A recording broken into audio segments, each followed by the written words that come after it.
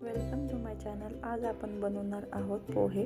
त्यासाठी कांदा, टमाटर, हिरवी मिरची, कोथिंबीर बारीक चिरून घेतलेली आहे।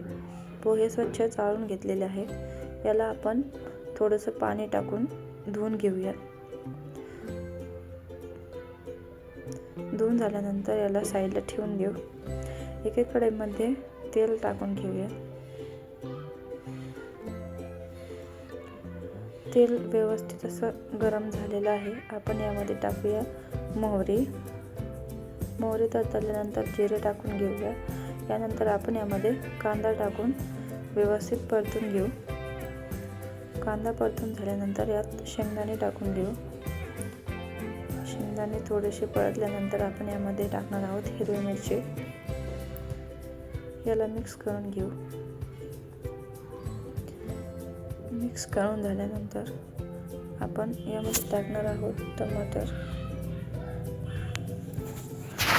याला थोडंसं परतून घेऊ। हे परतून झाल्यानंतर पोहे जे धुवून घेतलेले होते त्यामध्ये आपण मीठ टाकून मिक्स करून घेऊ।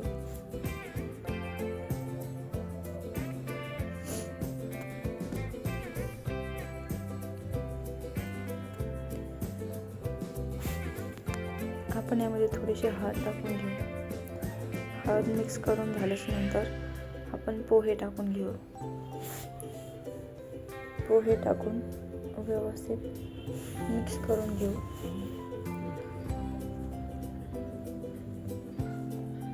पोहे तुमचे या ठिकाणी रेडी झालेले आहेत।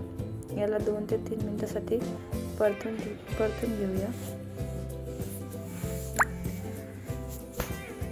रेसिपी आवडल्यास चॅनलला लाईक आणि सबस्क्राईब